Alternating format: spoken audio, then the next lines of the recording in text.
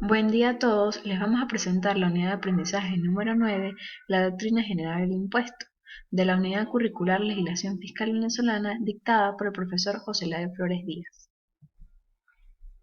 Integrantes de la presentación: Araque Humberto Díaz Onela, Guillén Marianela, Vargas Emperatriz. Doctrina general del impuesto. Generalidades: la doctrina general del tributo y la doctrina general del impuesto. El tributo. El tributo se define como los ingresos del derecho público que consisten en prestaciones pecuniarias obligatorias impuestas unilateralmente por el Estado, exigidas por una administración pública como consecuencia de la realización del hecho. Bases jurídicas. Según el artículo 133 de la Constitución, toda persona tiene el deber de coadyuvar los gastos públicos mediante el pago de impuestos, tasas y contribuciones que establezca la ley. Según el artículo 12 de la Constitución del Código Orgánico Tributario, están sometidos al imperio de este código los impuestos, las tasas, las contribuciones de mejoras de seguridad social y las demás contribuciones especiales, salvo lo dispuesto en el artículo 1. Fines del tributo: fiscal, extrafiscal y mixto. El fiscal es una recaudación desarrollado de los planes de la Hacienda Pública Nacional, es decir, como el Estado obtiene los recursos, se habla de un financiamiento indirecto, ya que satisface diversos servicios públicos. Extrafiscal: este va mucho más allá de la recaudación, ya que aquel dinero recaudado se invierte de manera directa porque se especifica a qué área va dirigida, es decir, financia un único servicio público. Y es mixto, es aquel cuyo propósito es desarrollar el fin fiscal y extrafiscal al mismo tiempo, dándose una fusión de las dos anteriores. Características. Prestaciones. El tributo es una prestación tanto de dineraria como en especie. 2. Coerción. La fuerza radica en la violación de la norma jurídica. Entonces, cuando el sujeto pasivo viola la norma jurídica, viene un procedimiento de fiscalización donde se impone la fuerza de la misma. Y la coacción: la fuerza proviene de la ley, por el cumplimiento de la propia norma jurídica. Tanto en la coerción como en la coacción está presente la fuerza de la ley. 3. La ley. Principio de legalidad. No podrá existir un tributo que no esté tipificado en la ley. 4. Fines. Todo lo que se percibe a través del tributo, impuestos, tasas o contribuciones del Estado van encaminados a alcanzar los fines del Estado. Y 5. Derecho público. El tributo lo percibe cualquier institución del derecho público o que esté autorizado por la ley.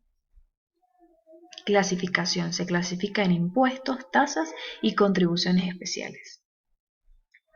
El impuesto.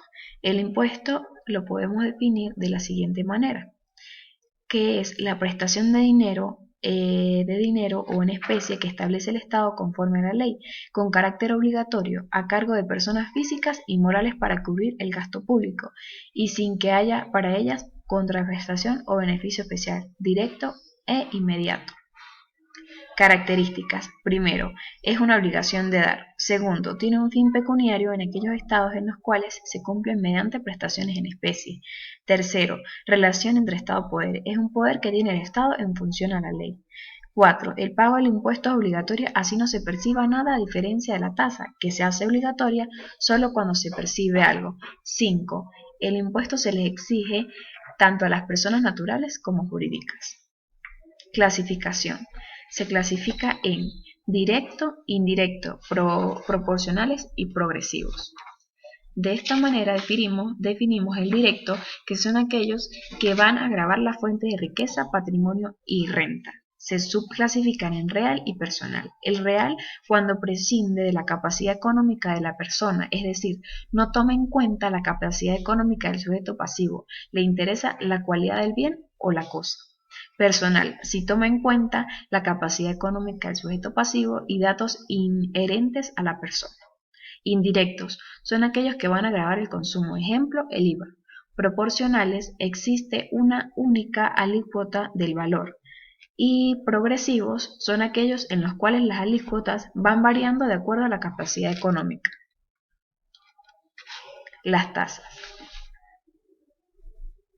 Las tasas es un tributo cuyo hecho imponible consiste en la prestación de servicios o la realización de actividades en régimen de derecho público que se refieran,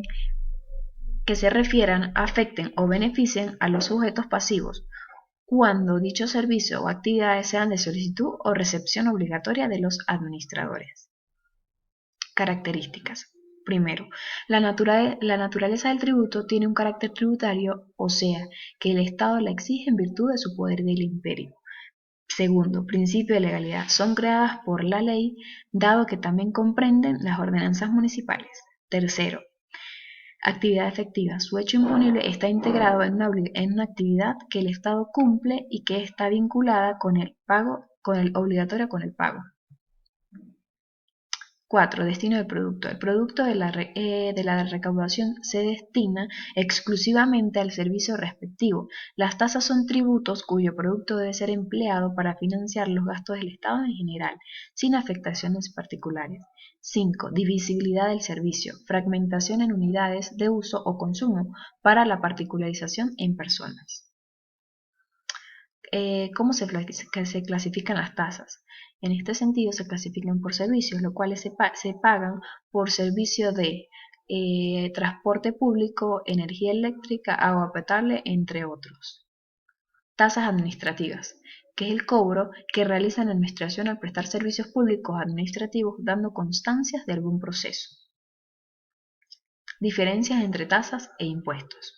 Ambos conceptos parecen idénticos, lo cierto es que tasas e impuestos son diferentes, lo cual las tasas se pagan a cambio de un servicio que lleva a cabo la administración y que los ciudadanos utilizan en su propio beneficio o porque es un bien público que se usa a título particular, y los impuestos, por su parte, se abonan sin recibir una contraprestación directa a cambio. Es una obligación del ciudadano, porque el no abonarlo supone un hecho imponible recogido por la ley. Los tributos pueden ser indirectos como el IRPF o indirectos como el IVA. Contribuciones especiales. Las contribuciones especiales se definen como los tributos cuyo hecho imponible consiste en la obtención por el obligado tributario de un beneficio o de un aumento de valor de sus bienes como consecuencia de la realización de obras públicas o del establecimiento o ampliación de servicios públicos. Clasificación.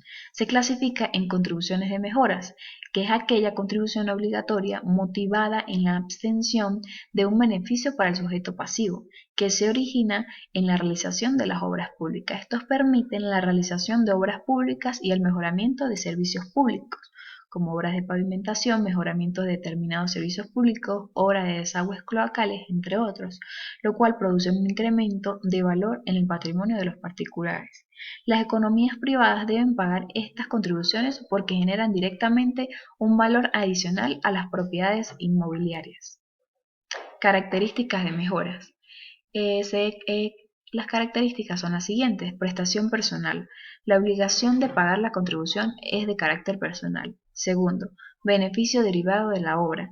El monto de beneficio surge de comprar el valor del inmueble al fin de la obra con el que tenía antes de ella. Y tercero, el destino del producto, que es la esencia de este tributo, que consiste en que el producto de su recaudación se destine efectivamente al financiamiento de la obra. Características de la seguridad social. Primero, es un derecho humano fundamental. Segundo, toda persona tiene derecho a la seguridad social. Tercero, el Estado tiene la obligación de garantizar la efectividad del derecho a la seguridad social. Cuarto, busca la protección de todos los ciudadanos. Y, por último, posee una estructura definida en la organización, fuentes de financiamiento y las prestaciones que ofrecen. Para terminar, podemos cerrar la exposición con un pensamiento de James Allen que dice así: hasta que el pensamiento no esté acompañado de un propósito, no habrá logro inteligente alguno. Gracias por su atención.